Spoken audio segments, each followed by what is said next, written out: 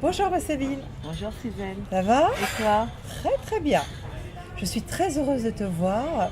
Je te trouve lumineuse C'est gentil, moi aussi, je te trouve lumineuse.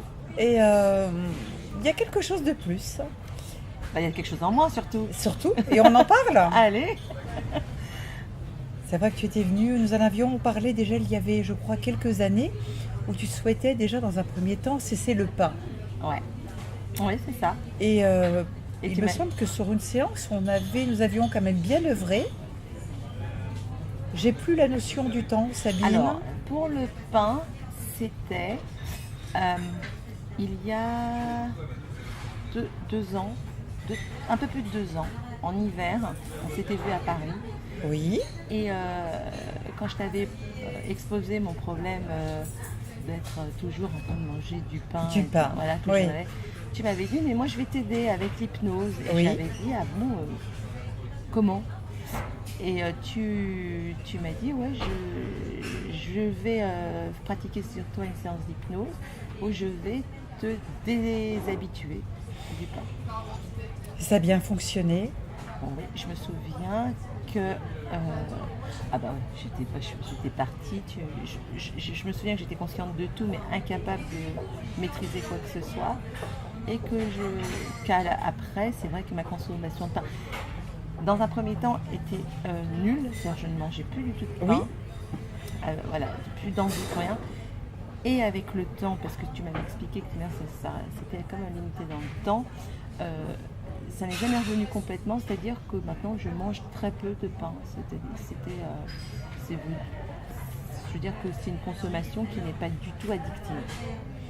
C'est vrai qu'avec la technique de l'hypnose, on arrive à suggérer de nombreuses choses à son inconscient. Et c'est vrai qu'avec toi, comme tu es quelqu'un de très réceptive, hein, puisqu'en hypnose on parle de sujet, tu es très réceptive. Et c'est vrai qu'à cette séance-là, je me souviens, tu avais quand même cessé pendant une longue période le pain. Et ensuite, il y a eu la période du fromage.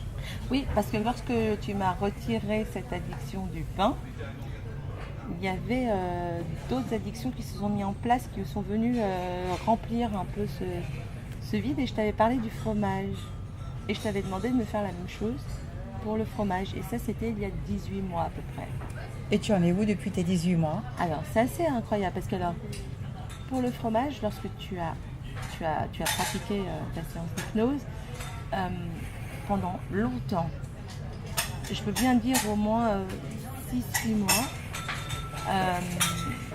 je ne pouvais plus manger un morceau de fromage, c'est-à-dire que j'avais une sensation comme de picotement, enfin l'idée du fromage, de picotement dans la langue qui provoquait une hypersalivation et qui provoquait un écœurement. Le phénomène du dégoût?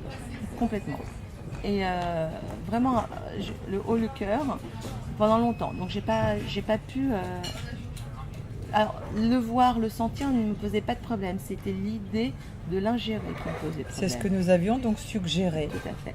Puisque dès lors que l'on suggère à l'inconscient, eh bien l'inconscient va mettre tout en place. Et c'est vrai qu'après 18 mois aujourd'hui, quand tu fais le bilan, Alors quand je fais le bilan, d'abord je n'ai plus d'envie spontanée de fromage. c'est intéressant. C'est-à-dire qu'avant je pouvais avoir des envies spontanées de fromage comme on a des envies de sucre ou des envies enfin une envie de chocolat ou quelque chose. Donc ça pouvait être comme une friandise en fait. C'était là donc plus du tout. Ça c'est fini, terminé.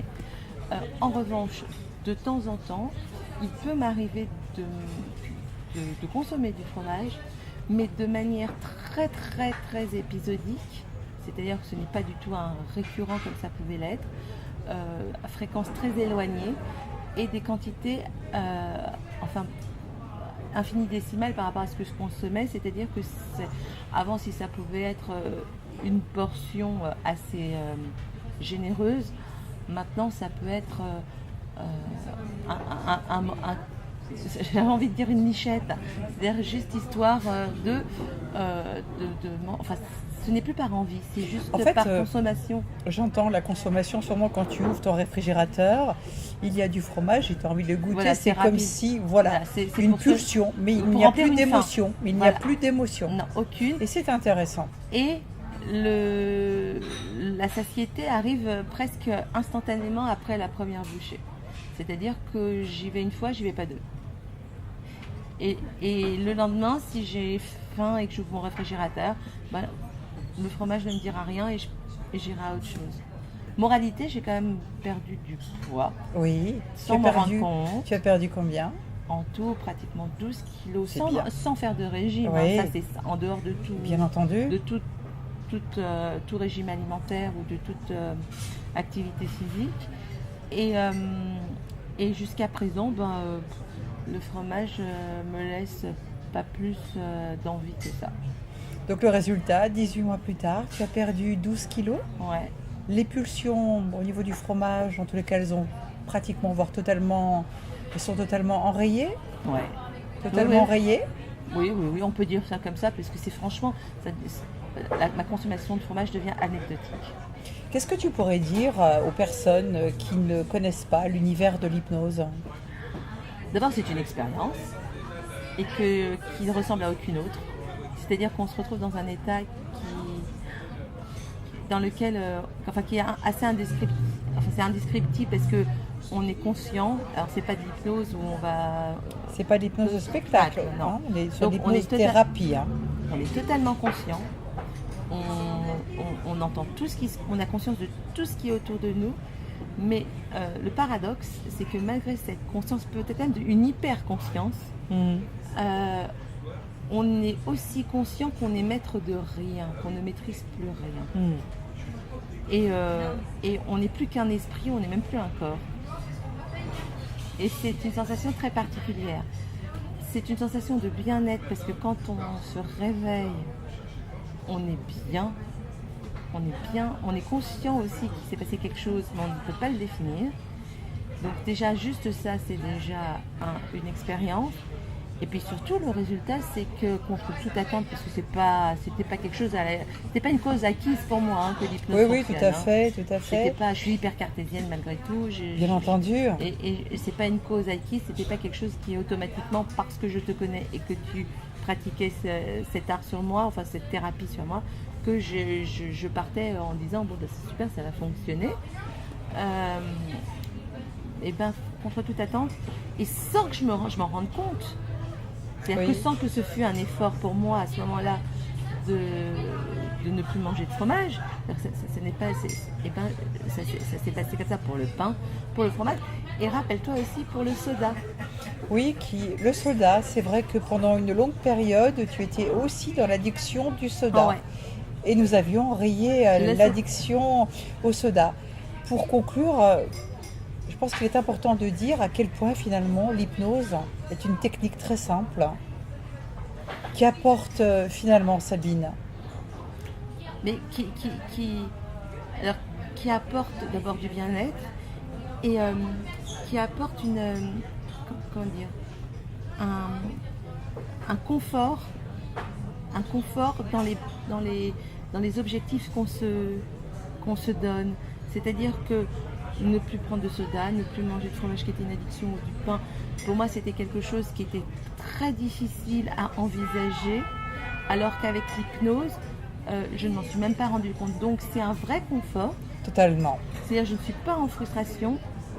Une addiction, l'arrêt d'une addiction impose normalement une frustration. Tout à fait. Là on a l'arrêt d'une addiction qui n'a pas pour conséquence une frustration.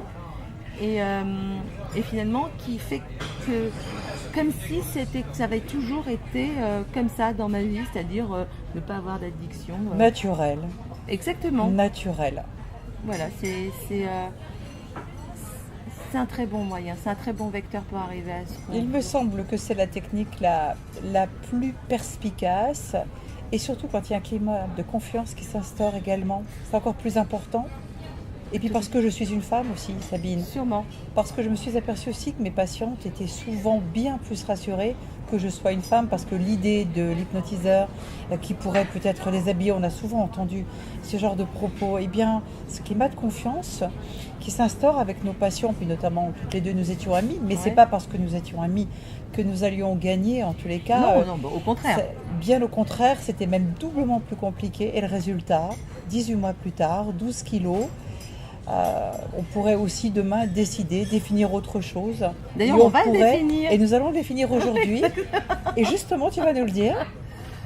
Écoute, là tu me prends comme ça au débeauté, mais il y a plein d'autres choses qu'on peut définir et peut-être là, cette fois-ci, ce serait peut-être pas sur de l'alimentaire, mais peut-être sur certaines angoisses. Les angoisses, quand tu le souhaiteras. On pourrait expérimenter ça.